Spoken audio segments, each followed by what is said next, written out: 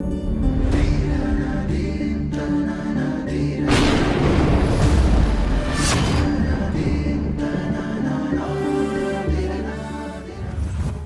ಗುರುಭ್ಯೋ ನಮಃ.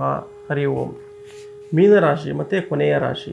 ಈ ಒಂದು ಮೀನರಾಶಿಯ ಒಂದು ಮೇ ತಿಂಗಳ ಒಂದು ವೈಶಾಖ ಮಾಸದ ಒಂದು ಫಲಾನುಫಲ ಬಗ್ಗೆ ಮಾಡೋದಾದರೆ, ಮೊದಲಿಗೆ ಈ ಒಂದು ಮೀನರಾಶಿಯ ಒಂದು ನಕ್ಷತ್ರಗಳ ಬಗ್ಗೆ ಮಾಡೋದಾದರೆ, ಒಂದು ಉತ್ತರ ಭಾದ್ರಪದ ನಕ್ಷತ್ರದ ಕೊನೆಯ ಪಾದ ಮತ್ತು ಪೂರ್ವ ಭಾದ್ರಪದ ನಕ್ಷತ್ರ ಮತ್ತು ರೇವತಿ ನಕ್ಷತ್ರ, ಈ ಒಂದು ನಕ್ಷತ್ರದವರಿಗೆ ಈ ಒಂದು ತಿಂಗಳು ಕೆಲವೊಂದು ಸಾಕಷ್ಟು ಮಿಶ್ರ ಫಲಗಳಿಗೆ ಕಾಡ್ತಾ ಇರ್ತಾರೆ. ಅಂದರೆ ಒಂದು ಆ್ಯಂಗಲಲ್ಲಿ ನೋಡಿದರೆ ಒಂದು ಸಾಕಷ್ಟು ಒಂದು ಲಾಭಾಂಶಗಳನ್ನು ಕಳಿಸಿದ್ರು ಕೂಡ ಒಂದು ಕಡೆ ಮೊದಲ ಅರ್ಧದಲ್ಲಿ ಚೆನ್ನಾಗಿದ್ದರೂ ಕೂಡ ಒಂದು ದ್ವಿತೀಯಾರ್ಧದಲ್ಲಿ ಕೆಲವೊಂದು ನಷ್ಟಗಳನ್ನ ಅನುಭವಿಸ್ಬೇಕಾಗುತ್ತೆ.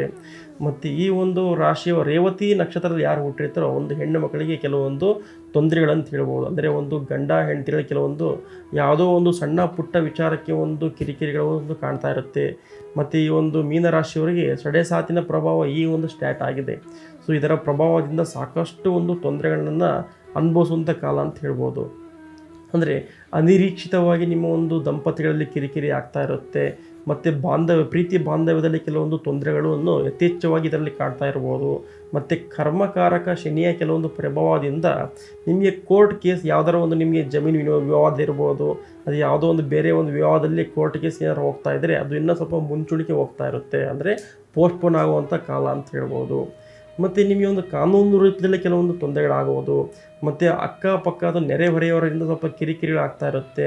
ಈ ಒಂದು ಕಾಲದಲ್ಲಿ ಎಷ್ಟೊಂದು ಪಾರ್ಕಿಂಗ್ ಮಾಡಿದ್ರೂ ಕೂಡ ಸಾಕಷ್ಟು ಸಮಸ್ಯೆಗಳನ್ನ ಅನುಭವಿಸ್ತಿರ್ತೀರ ಅಕ್ಕಪಕ್ಕವರಿಂದ.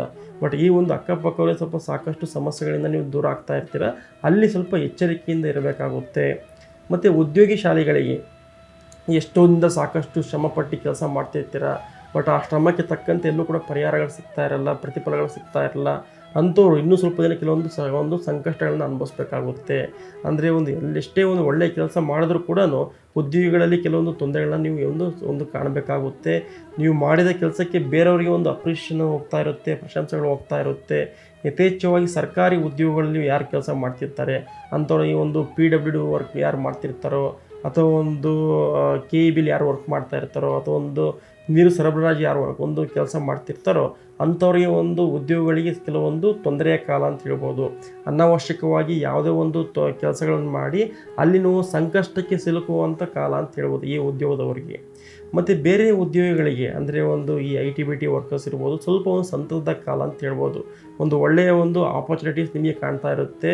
ಒಂದು ಅನಿರೀಕ್ಷಿತವಾಗಿ ನಿಮಗೆ ಒಂದು ವಿದೇಶಿ ಪ್ರವಾಸಗಳು ನಿಮಗೆ ಕಾಣ್ತಾ ಇರುತ್ತೆ. ಅಂದರೆ ನಿಮ್ಮ ಜಾಬಲ್ಲೇ ನಿಮ್ಮ ಕಡೆಯಿಂದ ಈ ಒಂದು ಕೆಲಸದ ರೂಪದಲ್ಲಿ ಬೇರೆ ಕಂಟ್ರಿಗೆ ಹೋಗುವಂಥ ಕಾಲಗಳು ಮತ್ತು ಶುಭ ವಾರ್ತೆಗಳು ನಿಮಗೆ ಕಾಣ್ತಾ ಇರುತ್ತೆ ಈ ಒಂದು IT-BT ಉದ್ಯೋಗಗಳಿಗೆ ಮಾತ್ರ.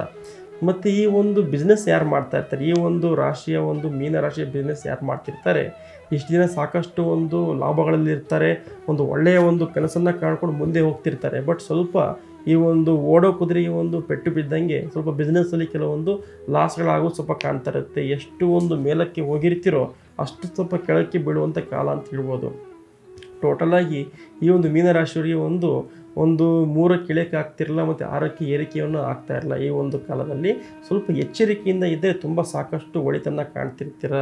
ಮತ್ತು ಬಿಸ್ನೆಸ್ಗೆ ಸಂಬಂಧಪಟ್ಟಂತೆ ಹೇಳೋದಾದರೆ ಈ ಮೀನರಾಶಿಯವರು ಯಾರು ಬಟ್ಟೆ ವ್ಯಾಪಾರ ಮಾಡ್ತಿರ್ತಾರೋ, ಅಥವಾ ತ್ಯಾಜ್ಯ ವಿಲೇವಾರಿ ಯಾರು ಬಿಸ್ನೆಸ್ ಮಾಡ್ಕೊಳ್ತಾ ಇರ್ತಾರೋ ಅಂಥವ್ರಿಗೆ ಕೆಲವೊಂದು ಪ್ರಾಬ್ಲಮ್ಗಳನ್ನು ಉಂಟು ಮಾಡುವಂಥ ಕಾಲ ಅಂತೇಳಿ ಅಲ್ಲಿ ಸ್ವಲ್ಪ ಅವರು ಎಚ್ಚರಿಕೆಯಿಂದ ಇರಬೇಕಾಗುತ್ತೆ.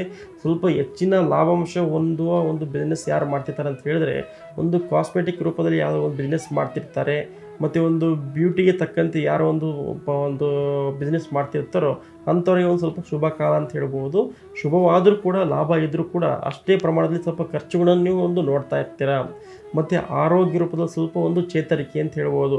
ಹಿಂದಿನ ನಿಮ್ಮ ಆರೋಗ್ಯವನ್ನು ನೀವು ವಾಪಸ್ಸು ಪಡಿತಿರ್ತೀರ. ಅಂದರೆ ಎಷ್ಟೋ ದಿನದಿಂದ ನಿಮಗೆ ತೊಂದರೆಗಳಾಗ್ತಾ ಇರುತ್ತೆ, ಕೈ ಕಾಲುಗಳ ಸೆಳೆತಗಳು ಕಾಣ್ತಾ ಇರುತ್ತೆ, ಬೆನ್ನಿಗೆ ಸಂಬಂಧಪಟ್ಟಂತೆ ನೋವುಗಳು ಕಾಣ್ತಿರ್ತೀರ. ಅಂಥವ್ರಿಗೆ ಸ್ವಲ್ಪ ಈ ಕಾಲದ ಸ್ವಲ್ಪ ರಿಲೀಫ್ ಅಂತ ಹೇಳ್ಬೋದು.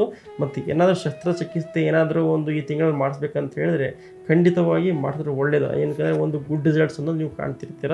ಮತ್ತು ಒಳ್ಳೆಯ ಕಾಲ ಅಂತ ಹೇಳ್ಬೋದು ಆರೋಗ್ಯ ರೂಪದಲ್ಲಿ. ಮತ್ತು ದೂರ ಪ್ರಯಾಣ ಮತ್ತು ದೂರ ಪ್ರವಾಸವನ್ನು ಕಡ್ಡಾಯವಾಗಿ ಈ ರಾಶಿಯವರು ನಿಷೇಧ ಮಾಡಬೇಕಾಗುತ್ತೆ. ಏನಕ್ಕಂತ ಹೇಳಿದ್ರೆ, ನೀವು ಎಲ್ಲೋ ಟ್ರಿಪ್ಪಿಗೆ ಅಂತ ಪ್ರವಾಸಕ್ಕೆ ಅಂತ ಹೋಗಿರ್ತೀರ, ಮನೆಯಲ್ಲಿ ಒಂದು ಕಳ್ಳರ ಭಯ ಸ್ಟಾರ್ಟ್ ಆಗ್ತಾ ಇರುತ್ತೆ, ಚೋರ ಭಯ ಸ್ಟಾರ್ಟ್ ಆಗ್ತಾ ಇರುತ್ತೆ. ನೀವು ಬರೋಷ್ಟರಲ್ಲಿ ಆಯ್ತು ಏನೋ ಒಂದು ಕಳ್ಳತನದ ಒಂದು ಅಪವಾದಗಳು ನಿಮ್ಮ ಮೇಲೆ ಬಂದುಬಿಟ್ಟಿರುತ್ತೆ.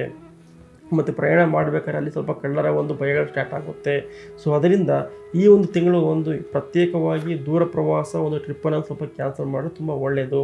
ಬಟ್ ನೀವು ಒಂದು ಇದಕ್ಕೆ ಪರಿಹಾರವಾಗಿ ಮೀನರಾಶಿ ಏನು ಮಾಡಬೇಕಂತ ಹೇಳಿದ್ರೆ, ಒಂದು ಶನಿ ಮಹಾತ್ಮನ ಒಂದು ಶ್ಲೋಕವನ್ನು ಹೇಳೋದ್ರಿಂದ, ಶನಿ ಮಹಾತ್ಮನ ಒಂದು ದರ್ಶನ ಮಾಡೋದ್ರಿಂದ ಸಾಕಷ್ಟು ಒಂದು ಒಳ್ಳೆಯ ಒಂದು ರಿಸಲ್ಟ್ಸನ್ನು ಕಾಣ್ತಿರ್ತೀರ. ಅಥವಾ ಒಂದು ಕಪ್ಪು ಎಳ್ಳನ್ನು ಒಂದು ಮಾಡೋದ್ರಿಂದ ಅಥವಾ ಒಂದು ಎಣ್ಣೆಗಳನ್ನು ನೀವು ದೇವಸ್ಥಾನಕ್ಕೆ ಕೊಡೋದ್ರಿಂದ ಸಾಕಷ್ಟು ಒಂದು ಶುಭ ಕಾರ್ಯಗಳು ನಿಮಗೆ ಆಗ್ತಾ ಇರುತ್ತೆ, ಒಂದು ಶುಭಗಳು ನಿಮಗೆ ಕಾಣ್ತಾ ಇರುತ್ತೆ. ಈ ಒಂದು ರಾಶಿಯ ಒಂದು ಅದೃಷ್ಟ ಸಂಖ್ಯೆಯ ಬಗ್ಗೆ ಹೇಳ್ಬೇಕಂತ ಹೇಳಿದ್ರೆ, ಈ ಒಂದು ತಿಂಗಳು 9 ನಿಮ್ಮ ಅದೃಷ್ಟ ಸಂಖ್ಯೆ ಆಗಿರುತ್ತೆ. ಅಂದರೆ ಯಾವುದೇ ಶುಭ ಕಾರ್ಯ ಮಾಡೋದಾಗಲಿ, ಉದ್ಯೋಗ ಆರಂಭ ಮಾಡ್ಬೇಕಂದ್ಕೊಂಡ್ರೆ ಅಥವಾ ಯಾವುದಾದ್ರು ಬಿಸ್ನೆಸ್ ಸ್ಟಾರ್ಟ್ ಮಾಡ್ಬೇಕಂತ ಹೇಳಿದ್ರೆ ಈ ಒಂದು 9ನೇ ತಾರೀಕು ಮಾಡೋದ್ರಿಂದ ಸಾಕಷ್ಟು ಒಂದು ಒಳ್ಳೆಯದನ್ನು ಕಾಣ್ತಿರ್ತೀರ. ಇದು ಮೀನರಾಶಿಯ ಒಂದು ಮೇ ತಿಂಗಳ ಒಂದು ಫಲಾನುಫಲ ಬಗ್ಗೆ ಆಗಿತ್ತು. ಇನ್ನೂ ಮುಂತಾದ ನಿಮ್ಮ ಜೀವನದಲ್ಲಿ ಯಾವುದೇ ಸಮಸ್ಯೆ ಇತ್ತು ಅಂತ ಹೇಳಿದ್ರೆ, ಒಂದು ವಿದ್ಯಾಭ್ಯಾಸದಲ್ಲಿ ತೊಂದರೆ ಇತ್ತು ಅಂತ ಹೇಳಿದ್ರೆ, ವಿವಾಹದಲ್ಲಿ ತೊಂದರೆ ಇತ್ತು ಅಂತ ಹೇಳಿದ್ರೆ, ಸಂತಾನದ ಸಮಸ್ಯೆ ಇತ್ತು ಅಂತ ಹೇಳಿದ್ರೆ, ಗಂಡ ಹೆಂಡತಿ ಕಲಹ, ಕೋರ್ಟ್ ಕೇಸ್, ಇನ್ನೂ ಮುಂತಾದ ಯಾವುದೇ ಸಮಸ್ಯೆಗಳಿದ್ದರೂ ಈ ಒಂದು ನಂಬರ್ಗೆ ನಮಗೆ ಕರೆ ಮಾಡಿ. ಹರಿ ಓಂ.